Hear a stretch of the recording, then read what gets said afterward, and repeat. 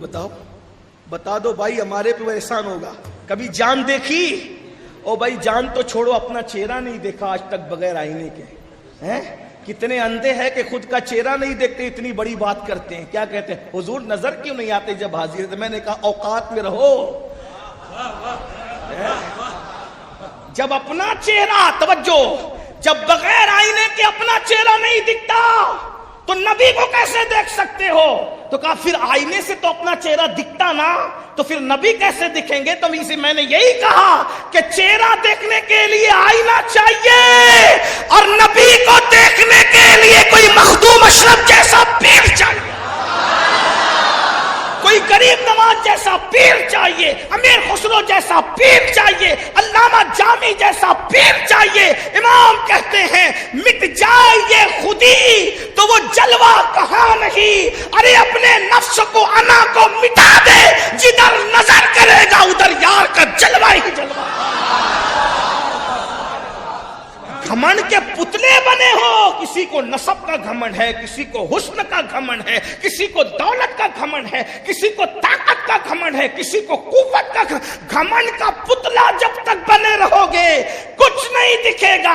مٹا اپنی ہستی کو بلال کی طرح، مٹا اپنی ہستی کو اویس کی طرح، مٹا اپنی ہستی کو ولیوں کی، اللہ والوں کی طرح. وہ جلوہ کہاں نہیں؟ تو کہاں ہے وہ جلوہ؟ تو کہتے وہی جلوہ شہر بشہر ہے، وہی جلوہ شہر بشہر صرف مدینہ منورہ میں نہیں ہے، صرف مکہ مکرمہ میں نہیں ہے. کہتے وہی جلوہ شہر بشہر ہے، وہی اصل عالم دیر ہے، وہی لہر ہے، وہی بحر ہے، وہی بات ہے، وہی دھار ہے. انا کو مٹا کے دیکھ، لہروں میں ان کا جلوہ ہے، بحروں میں ان کا جلوہ ہے، گلوں میں ان کا جلوہ ہے، تتلیوں کے باغپن میں ان کا جلوہ ہے، برستے ہوئے بادلوں میں ان کا جلوہ ہے، نکلتے ہوئے سورج کی ننھی کرنوں میں ان کا جلوہ ہے، چاند کی چاندنی میں ان کا جلوہ ہے. اسی لیے تو کہتے ہیں انہی کی بو مایہ سمن ہے، انہی کا جلوہ چمن چمن ہے، انہی کا جلوہ. یہ شاعری نہیں ہو رہی ہے، مشاہدہ بیان ہو رہا ہے. انہی کا جلوہ چمن چمن ہے، انہی سے گلشن مہک رہے ہیں، انہی کی رنگت گلاب میں ہے. باپ یہ کہتا ہے تو بیٹا یہ کہتا ہے، ہر پھول میں بو تیری، ہر شمع میں ذو تیری، بلبل ہے تیرا بلبل، پروانہ ہے پروانہ. کہتے ہیں حضور نظر کیوں؟ میں نے کہا کس نے کہا نظر نہیں آتے؟ اس کے لیے کچھ شرط. کہتے جان ہے، جان ہے، جان کیا نظر آئے، کیوں عدو گرد غار پھرتے ہیں. یہ غار میں عدو دشمن کیوں نہیں دیکھ پائے؟ کیونکہ حضور جان ہے. جان کسی کو دکھتی ہے؟ بہت دور چلی جائے گی بات. تو کوئی خلوص سے نعت پڑھنے والا ہو تو کہتا ہے رکھیے جیسے ہیں خانہ زاد ہیں ہم، مول کے عیب دار پھرتے ہیں. اور جب کوئی جواب نہیں آیا تو اینڈ میں کہتے ہیں کوئی کیوں پوچھے تیری بات رضا، تجھ سے کتنے ہزار پھرتے ہیں. انتظار کیا تو جلوہ بے نقاب ہو گیا. لو احمد رضا اب جی بھر کے دیدار کر لو. عشق کے ساتھ کوئی. تو جامی کہتے ہیں، جامی نے کہا تھا بہت خوبصورت، چو سوے من گزر آلی. بچے نے نعت بڑا اچھا، بہت اچھا پڑھا. ایک شعر چھوٹ گیا جس کی تمنا تھی، جو چھوڑا میں اس کو پڑھتا ہوں. مجھے بہت کچھ نہیں آتا، طالب علم بہت چھوٹا سا کند ذہن، اس کو پورا کرتا ہوں. کہتے ہیں چو سوے من گزر آئے. باپو نے کہا تھا کہ اس کو سمجھ لو، تو میں نے سوچا کہ میں سمجھا تو نہ سکوں گا لیکن کچھ اشارہ کر جاؤں گا، تو مجھے بھی بہت نہیں آتا. چو سوے من گزر آری، من مسکیز ناداری، فدائے نقش نالینت کنم جا یا رسول اللہ. جامی کہتے حضور جب آپ میرے گھر آئیں گے نا تو میں تو غریب آدمی ہوں، آپ کو کیا پیش کر سکوں گا؟ دوں کیا؟ آپ کے شایان شان میرے پاس ہے کیا جو میں آپ کو پیش کروں؟ کیا پیش کروں؟ کیا پیش کر؟ تو کہتے جب آپ میرے آنگن میں قدم رکھیں گے تو آپ کے نالین کا نشان میرے آنگن میں پڑے گا، تو آپ کے نالین کے نقش پر میں اپنی جان ہی قربان کر دوں. اور جو شعر رہ گیا وہ یہ ہے، زے جام حب تو مستم، زے جام حب تو مستم، بس زنجیرے تو دل بستم، نمی گویم کے من ہستم سخندہ یا رسول اللہ. حضور آپ نے مجھے اپنے عشق کا جام پلا دیا ہے اور میرا دل عشق رسول کی زنجیروں سے جکڑا ہوا ہے, اور میں یہ تھوڑی کہتا ہوں کہ میں بہت بڑا سخنور ہوں اور مجھے بہت آتا جاتا ہے اور میں بہت کچھ آپ کی شان میں لکھ سکتا ہوں. نہیں, ایسی بات نہیں ہے, یہ صرف عشق کی رعنائیاں ہیں. تو بہرحال جب یہ نعت پڑی ہے تو حضور کا عالم بیداری میں زیارت نصیب ہوئے, حضور کا دیدار نصیب ہوا ہے. تو عرض یہ کر رہا تھا کہ ہلاکو اور چنگیز خان کی جو فوج, یہی بات چل رہی, کوئی نہیں لڑ سکا ان سے. ہلاکو نے اتنا ہنگامہ کیا, بہت ہنگامہ کیا. کیوں؟ جب قوم فسق و فجور میں ڈوبتی ہے تو ایسی فوجیں آتی جاتی رہتی. حدیث پاک کا مفہوم ہے, مشکات شریف کی حدیث ہے, اس کا مفہوم ہے.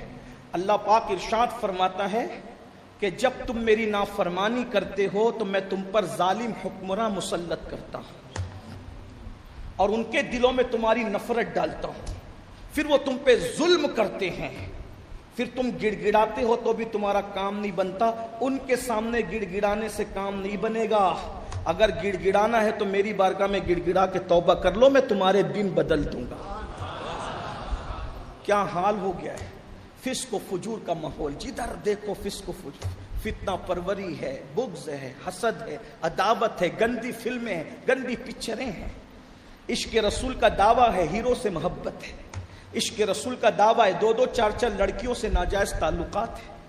سب ایسے نہیں لیکن حالات یہ ہیں. غزل سن کے تو روتے ہیں, نعت سن کے ہمیں رونا کبھی نہیں آتا. اور بتاؤں آپ کو, لوگ مجھ سے پوچھتے ہیں حضور کی زیارت کا وظیفہ کوئی بتاؤ, تو ہم تو یہی کہتے ہیں, ہم کچھ اپنی طرف سے نہیں بتاتے لیکن اپنے بزرگوں کا جو طریقہ ہے, حضور علیہ السلام کے دیدار کا سب سے بڑا وظیفہ حضور کی جدائی میں رونا ہے. اس سے بڑا کوئی وظیفہ ہے ہی نہیں دیدار رسول. ان کے لیے رونا سیکھو, سارے وظیفوں میں بھاری ہے وظیفہ. ان کے لیے رو کر تو دیکھو, ان کے لیے آنسو بہا کر تو دیکھو, ان کے لیے بلک کر تو دیکھو, تڑپ کر تو دیکھو. ہزاروں مثالیں ہیں. بہرحال تو جب فسق و فجور کا ماحول تھا, ہلاکو نے لاکھوں مسلمانوں کو قتل کیا, شہید کیا. کوئی نہیں مقابلہ کر سکا. 2 لوگ اس سے لڑے ہیں, بلکہ اس ہنگامے میں بڑے بڑے نیک لوگ بھی شہید ہوئے. حضرت فرید الدین عطار کا نام سنا ہے, صاحب تذکرۃ الاولیاء حضرت فرید الدین عطار, وہ بھی شہید ہوئے اسی ہنگامے میں. لیکن مقابلہ جس نے کیا وہ 2 لوگ تھے, ایک نے دعا سے مقابلہ کیا اور ایک نے تلوار سے مقابلہ کیا. جس نے دعا سے مقابلہ کیا اس کو دنیا مولانا جلال الدین عارف رومی کہتی ہے. جب روم میں آیا تھا نا ہلاکو کا لشکر, تو آپ پہاڑ پہ چڑھ کے صرف 2 رکعت پڑھ کے دعا کرتے ہیں, وہ لشکر کو لوٹنا پڑا. یہ رومی کا مقابلہ تھا. اور رومی کے بعد جس نے تلوار سے مقابلہ کیا ہلاکو سے, شاید یہ تاریخ آپ کی نظر سے چھپی ہوئی ہے, میں بہت ذمہ داری کے ساتھ عرض کر رہا ہوں, ایک طالب علم و تاریخ کا طالب علم ہونے کی حیثیت سے, میرے مخدوم کی اس وقت صرف 10 یا 11 سال کی تھی اور آپ نے مقابلہ کیا ہلاکو کے لشکر سے. 10-11 سال کی عمر میں جب سمنان پر ہلاکو کے لشکر نے چڑھائی کرنے کی کوشش کی تو اس وقت آپ نے تخت پہ بیٹھ کے 10-11 سال کی عمر میں فرمایا, ہم سب نے اس کے آگے سرنڈر کیا ہے, ہم لڑیں گے اس سے. تو جو وزراء اور عمرہ تھے انہوں نے سوچا ننھا سا شہزادہ ہے, جذبات میں بول رہا ہے, کہا حضور ان سے نہیں لڑتے, نہیں لڑ سکتے. آپ نے فرمایا مشورہ رحم کر کے دے رہے ہو کہ میری چھوٹی عمر کو دیکھ کر سوچتے ہو ہم لڑ نہ سکیں گے؟ سنو, میں اس خاندان کا فرد ہوں جسے حسینی سید کہتے ہیں. میں تو 11 سال کا ہوں, میرے بابا علی اصغر نے 6 مہینوں کی عمر میں یزیدیوں کے چھکے چھڑائے ہیں. ہم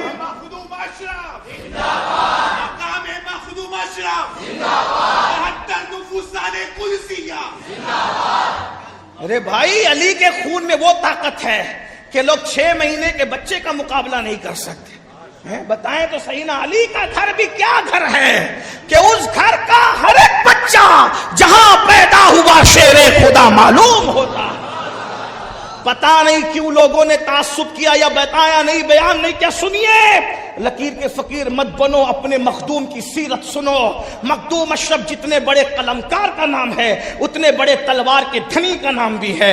آپ کیا سمجھتے ہو حیدر کرار کی ذوالفقار کا تیور دیکھنا ہے تو مخدوم اشرف کے خوبصورت ہاتھوں میں دیکھو. خوبصورت ہاتھ اس لیے کہہ رہا ہوں، اتنے خوبصورت تھے، رنگ اتنا گورا گورا اور خوبصورت تھا کہ داڑھی کے بال بھی نیچرلی طور پر جو ہے وہ کالے نہیں بلکہ لال اگے ہوئے تھے. اتنی خوبصورتی تھی. اندازہ کریں جب کوئی بہت خوبصورت ہوتا ہے تو داڑھی کے بال اس کے کالے نہیں نکلتے بلکہ لال نکلا کرتے ہیں. مخدوم صاحب کی داڑھی شریف کے بال لال تھے، حالانکہ اس وقت تو داڑھی نکلی بھی نہیں تھی، اور اس پر پان کا شوق فرماتے تھے بزرگان چشت کی طرح، اور اس پر ہونٹوں کی لالی. کیا میرا مخدوم لگتا ہوگا، حسن مخدوم کا عالم کیا ہوتا ہوگا. اندازہ تو فرمائیں. تو فرمایا میں تو 11 سال کا ہوں، 6 مہینے کے میرے دادا نے. دادا اس لیے کہہ رہا ہوں کہ باپ کا بھائی بھی دادا ہی کہلاتا ہے چاہے اس کی عمر کچھ بھی ہو. ایک مرتبہ میرے کسی عزیز نے کہا کہ علی اصغر کا مقام کیا ہے، تو میں نے 2 مصرے کہے تھے.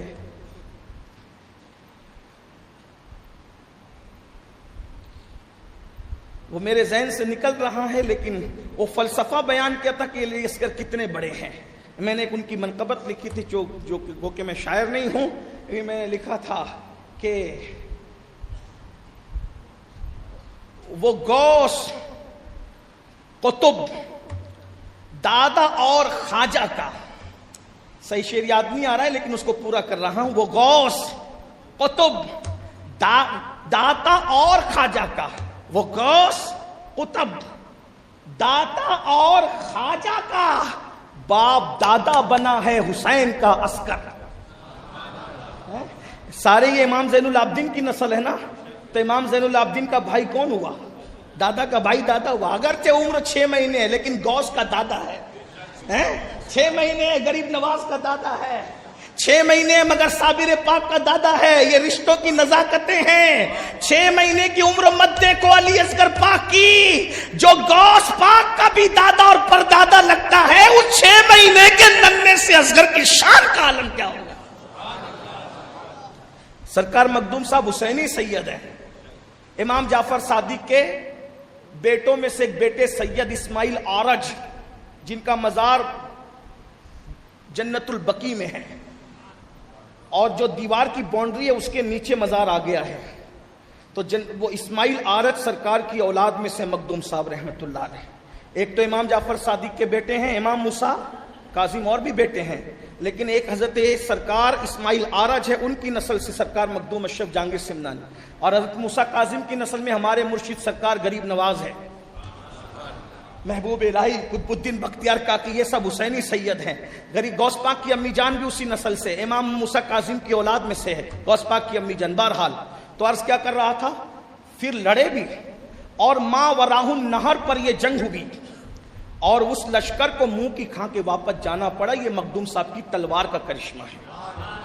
بات دور نکل گئی ان کی بہادری اور شجاعت بتانے کے لیے، اور ان کا علمی کمال دیکھیں. علمی کمال دیکھیے، پہلے انسان کچھ پانے کے لیے کہتے ہیں نا کچھ کھونا پڑتا ہے. مخدوم صاحب نے چھوٹی سی عمر میں سلطنت بھی چھوڑ دی. امی سے کہنے لگے امی میں نے اب بادشاہ نہیں رہنا، میں نے چلا جانا. اچھا یہ بھی آپ کو بتاؤں، تحقیق ہے میری اپنی نہیں بزرگوں کی ہے، اور آپ تحقیق سے انکار کر سکتے، ایسی کوئی ہماری تحقیق کوئی حتمی نہیں ہے، وہ بھی ہماری نہیں ہمارے بزرگوں کی. جو چاندی کا سکہ ہے نا اس کو درہم کہتے ہیں پہلے، اور جو سونے کا سکہ ہے اس کو دینار کہتے ہیں. بعد میں 8ویں 9ویں صدی کی طرف جب یہ سونے کا سکہ آیا تو پھر اس کو دینار کی بجائے سونے کے سکے کو اشرفی کہا جانے لگا. تو یہ اشرفی کیوں کہلایا آپ کو پتا ہے؟ محققین کہتے ہیں کہ اشرف نام کے بادشاہ نے سونے کے سکے کو اشرفی کا نام دیا، اپنے نام سے اشرف سے اشرف.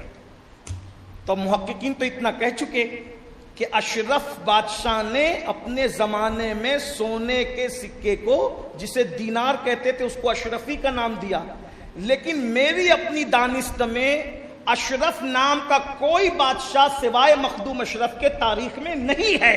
اس لیے کہا جاتا ہے جس نے دینار کو اشرفی بنایا ہے اس کو مخدوم اشرف کہتے ہیں۔ لوگ پیسوں کے رنگ میں رنگ جاتے ہیں، جو دولت کو اپنے رنگ میں رنگ دے اسے مخدوم اشرف جہانگیر سمنانی کہتے ہیں۔ جو دولت پر اپنا، سب پر دولت کا رنگ ہے، جس نے دولت بھی اپنا رنگ چڑھایا ہے اس بادشاہ کو مخدوم اشرف کہتے ہیں۔ کیا شان ہے ہمارے آقاؤں کی۔ یہ محققین کی بات میں نے عرض کی آپ کے سامنے، تو کہا ہم نے بادشاہت نہیں کرنا۔ ماں نے کہا ہم نے تو پہلے ہی سنا تھا، ہمیں تو تمہارے نانا احمد یسوی نے پہلے ہی بتایا تھا، تمہارے جد مولا علی نے پہلے خواب میں آ کے بتایا تھا، اور ہمارے آقا و مولا محمد الرسول اللہ نے پہلی خواب میں کہا تھا کہ یہ چھوڑ کر کے چلے جائیں گے، تو جائیے، کیوں نکلے؟ لیکن کہا ایسے نہیں جانا بیٹا، جانا فوج پھاٹے کے ساتھ جانا۔ کہا وہ کیوں؟ کہا مجھے ایسا لگے گا کہ میرا بیٹا لاؤ لشکر کے ساتھ کسی جنگ کے لیے جا رہا ہے، تو میرے دل کو تسلی رہے گی کہ لوٹ کر آئے گا۔ حالانکہ ہماری اب تمہاری ملاقات ہونی تو نہیں ہے، لیکن کم سے کم ماں تو ماں ہوتی ہے۔ اور اس کے بعد پھر ماں نے رخصت کیا۔ ماں نے رخصت کیا تو مخدوم صاحب نے دھیرے دھیرے سب کو رخصت کیا، اور آخری میں مخدوم صاحب اکیلے نکلے۔ اکیلے نکلنے سے پہلے ایک واقعہ مجھے یاد آتا ہے۔ مخدوم صاحب کا قیام مسجد میں ہوتا تھا، کہیں بھی جاتے تھے مسجد میں رکتے تھے۔ تھوڑا سا ٹائم ہے، مخدوم صاحب کا قیام مسجد میں ہوتا تھا، مسجد میں رکتے تھے۔ تھوڑا توجہ کرنا، سبحان اللہ، ہاں دھیان دینا، پڑیاں مت باندھنا، کچھ سمجھ میں نہیں آئے تو مجھ سے پوچھنا، ٹھیک ہے نا؟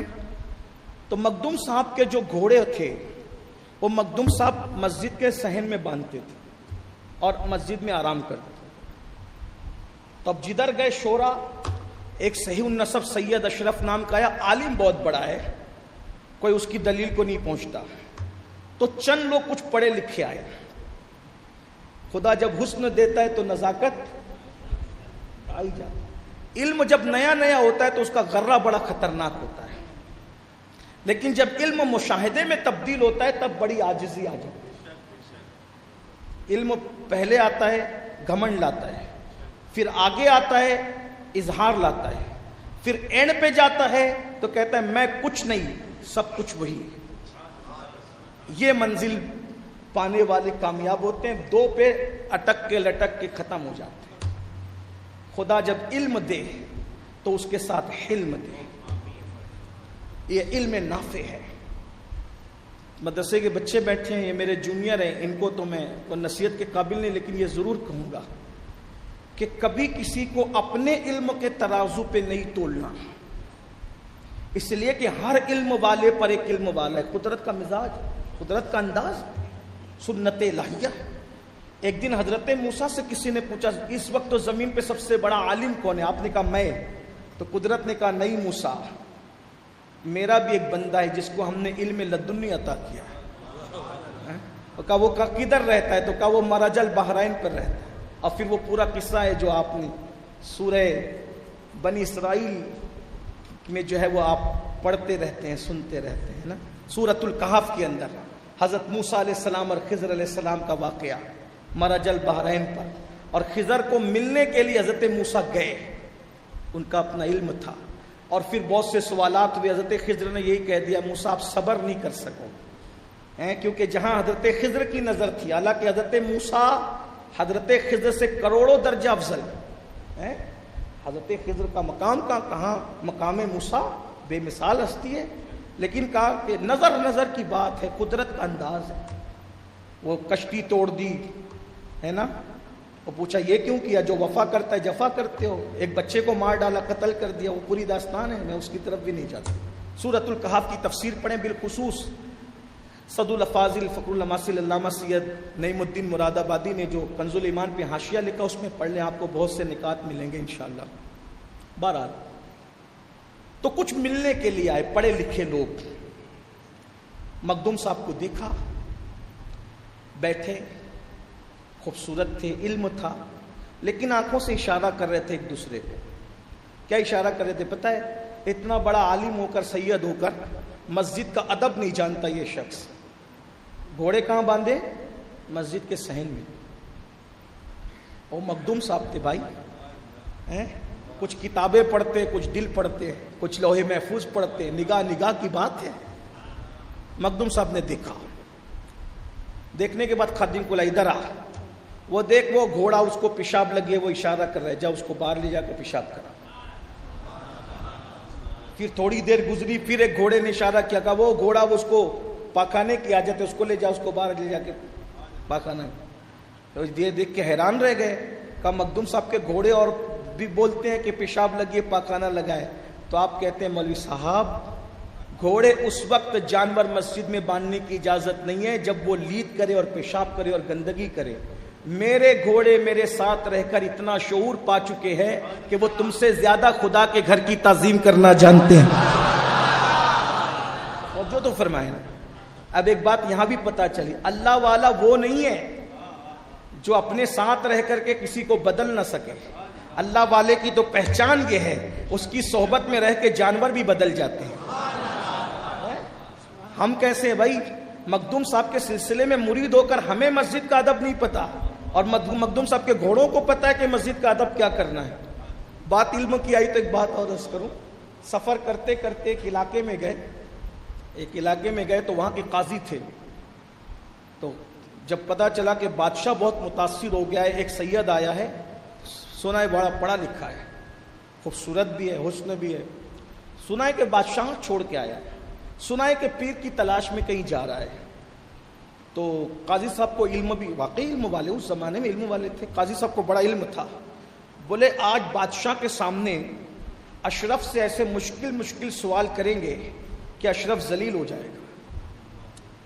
ادھر انہوں نے پلان بنایا شاگردوں کے ساتھ, یہ بھی یاد رکھنا کہ کسی کو امتحان لینے کے لیے کبھی سوال نہیں پوچھنا. معلومات میں اضافے کے لیے, سیکھنے کے لیے الگ بات ہے. کبھی کسی کو پریشان نہیں کرنا, اس سے ایمان کا بھی کبھی خطرہ ہو جاتا ہے. ہاں, ہزاروں سال کی محنتیں وہاں تک نہیں پہنچاتی جہاں ادب پہنچاتا ہے, اور ہزاروں گنا اتنے نقصان نہیں پہنچاتے جہاں بے ادبی نقصان پہنچاتی. بات ہمیشہ یاد رکھنا. تب مخدوم صاحب کے خلاف ایک پورا محاذ تیار. بادشاہ بہت متاثر ہوا ہے, چلو ایسے سوال کریں گے کہ وہ ہمارے سوال کا جواب نہیں دے گا اور ذلیل ہو کر کے چلا جائے گا. اب سب آ کے بیٹھ گئے, اور قاضی کو ایسا معاملہ تھا, اپنے علم کا گھمنڈ تھا کہ جہاں جس مرکزی کرسی پہ مخدوم صاحب نے بیٹھنا تھا وہ وہاں جا کے بیٹھ گیا میزبان ہو کر. حالانکہ مہمان کے لیے وہ کرسی لگی تھی, مگر گھمنڈ جو تھا جا کے بیٹھ گیا.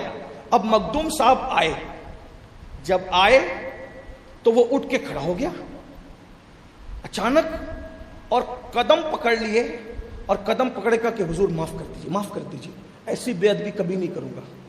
کھانا ہوا, سارے معاملات ہوئے, قاضی صاحب گھر گئے.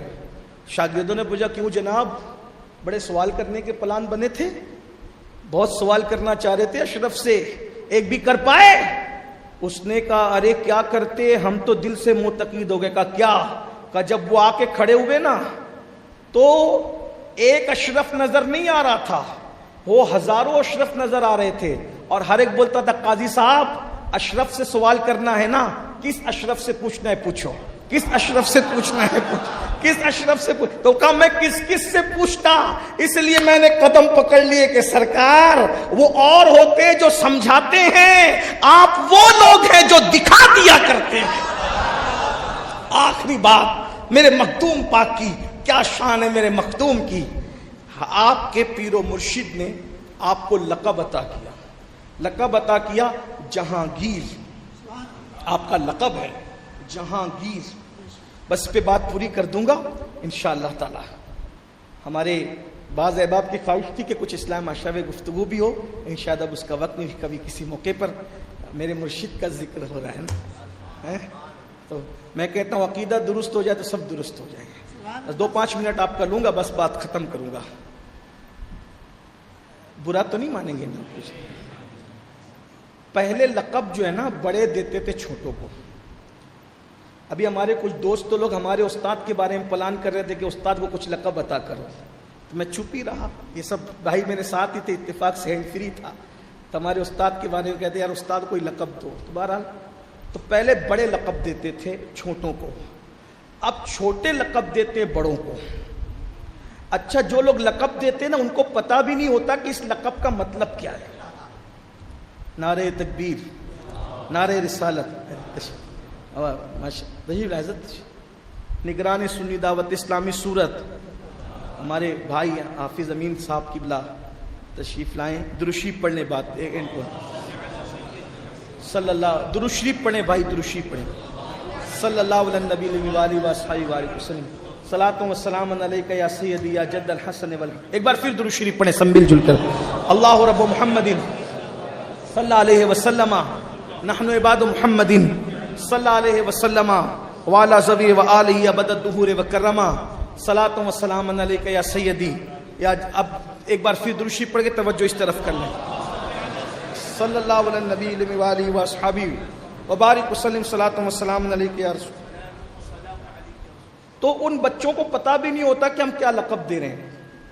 اور میں اللہ کے گھر میں کہوں اللہ کی قسم اٹھا کر کہ میرے دماغ میں کوئی ٹارگیٹ نہیں. میں کسی کو ٹارگیٹ کر کے تقریر نہیں کر رہا ہوں, نہ کرتا ہوں اور نہ کرنے کو جائز سمجھتا ہوں. میں واز کرنے بیٹھا ہوں, جنرل بات کر رہا ہوں. آج کل اتنے بڑے بڑے لقب دیے جاتے ہیں. جو لوگ نماز بھی نہیں پڑھتے, جو لوگ نماز بھی نہیں پڑھتے ان کو لوگ ولی کہتے. بتائیں, اور آپ لوگ یہ سب نادانی کرتے. میدان محشر میں آپ کیا جواب دو گے؟ پہلی بات لقب دینا اپنا کام ہی نہیں ہے. اور کیسے کیسے لقب ہے پتہ ہے؟ اللہ اکبر, شیخ المشائخ, قطب, ابدال, یہ سب. اور ناظم لوگوں نے تو اتنا ماحول خراب کیا ہے. یہ ناظم لوگوں کو صرف جھوٹ بولنے کے لیے 50-50 ہزار روپے دے کے لوگ بلاتے ہیں. کرامت گڑھیں گے, القاب گڑھیں گے.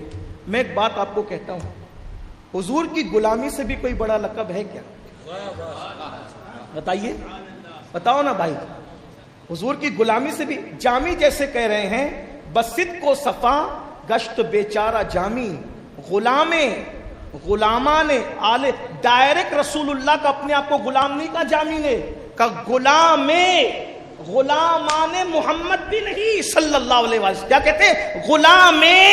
غلامان آل محمد. جو حضور کی اولاد ہیں میں ان کے غلاموں کا بھی غلام ہوں, جس کو عبد الرحمن جامی کہتے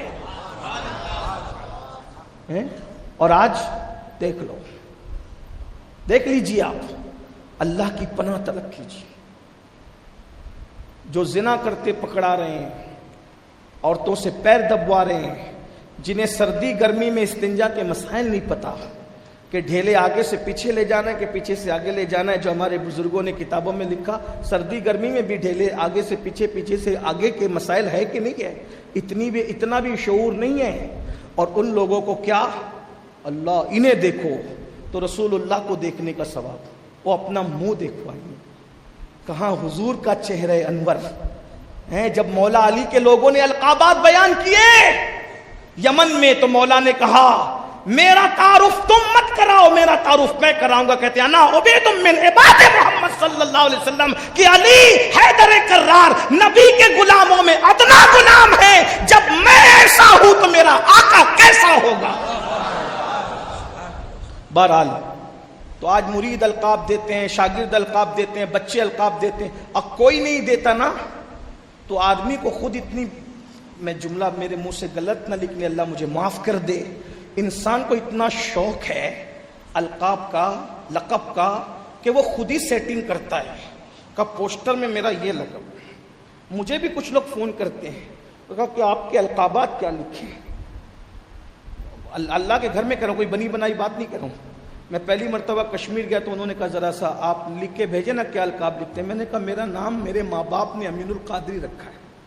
میرے ماں باپ کا دیا ہوا نام اس سے بہتر کوئی نام میرے نزدیک ہے بھی نہیں. کچھ نہیں چاہیے. اور میں تو کہتا ہوں ہم نبی کا اپنے آپ کو غلام کہتے ہیں, پتہ نہیں وہ کیا کہتے ہیں ہمیں, یہ تو اپنی مرضی ہے. جو پیا من بھائے وہی سہاگن کہلائے. ابھی ہم غلام بھی کہلانے کے قابل ہے کہ بھائی ذرا سوچو تو صحیح کیا کیا کہلا رہے. اور آپ کو بتاؤں جو ہمارے بزرگ ہیں ان کے کیا القابات تھے پتہ ہے؟ سفیان ثوری ہیں، سفیان بیل جیسا، عبدالعزیز دباغ، عبدالعزیز چمڑے کو پکانے والا، محمد غزالی، غزالی کا ایک معنی سوت سے متعلق بھی ہے، وہ جو کپڑے کی لٹی ہوتی ہے جسے سوت کہتے ہیں، اس سے متعلق بھی ہے۔ آپ کدھر ہے بھائی؟ کدھر ہے ہم؟ کہاں ہے ہم اللہ کی بارگاہ میں؟ اہل سنت کے یہاں تو القابات کا وہ کباڑا ہے کہ بزرگوں کے سارے اٹھا کر کے اپنے نام لگا دیے لوگوں نے۔ مخدوم صاحب کو لقب دینا ہے، لیکن پیر بھی حوصلہ نہیں کر رہے ہیں کہ میں نے لقب کیا دوں، پیر خود کہ میں اشرف کو لقب کیا دوں۔ غور کیجئے، یعنی کتنے وہ محتاط لوگ تھے کہ لقب دینا ہے، اور پیر حوصلہ نہیں کر رہے کہ میں لقب کیا دوں۔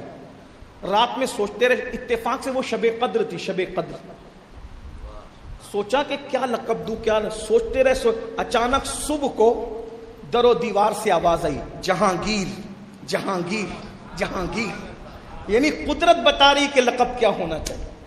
جہانگیر کا مطلب سمجھتے ہیں؟ آفاقی، عالمی۔ اس کا مطلب مخدوم اشرف کو کہ چھوچوی مت سمجھو، مخدوم اشرف وہ ہے جو آفاقی اور عالمی ہے، اور ایسے آفاقی اور عالمی ہیں، آپ مشرق سے لے کے مغرب میں کسی بھی طرف کا سفر کر لو، آپ کو اشرف پاک سے نسبت کرنے والا اشرفی ضرور نظر آئے گا۔ جہاں کلمہ پڑھنے والے ہیں وہاں میرے مخدوم کے سلسلے والے ضرور ملیں گے۔ ارے زمین تو زمین ہے، دریا کی تہ میں بھی مخدوم اشرف کا سلسلہ چلتا ہے۔ آپ اشرف سمنا کو سمجھتے کیا ہیں؟ اور یہ بھی کہہ دوں، ولیوں کو سلسلوں میں تقسیم نہیں کیا جا سکتا۔ ہم تو ہر غوث اعظم کا نام لینے والے کو قادری سمجھتے ہیں، ہر غریب نواز کا نام لینے والے کو چشتی سمجھتے ہیں، ہر سرکار مجدد الفسانی سے محبت کرنے والے کو نقش بندی سمجھتے ہیں، ہر شیخ شہاب الدین سہروردی، عمر سہروردی سے محبت کرنے والے کو سہروردی سمجھتے ہیں، اور ہر مدار پاک سے محبت کرنے والے کو مداری سمجھتے ہیں، ہر وارث پاک سے محبت کرنے والے کو وارثی سمجھتے ہیں، اور ہر مخدوم پاک سے محبت کرنے والے کو اشرفی سمجھتے ہیں، ہر نظام الدین اولیاء سے محبت کرنے والے کو نظام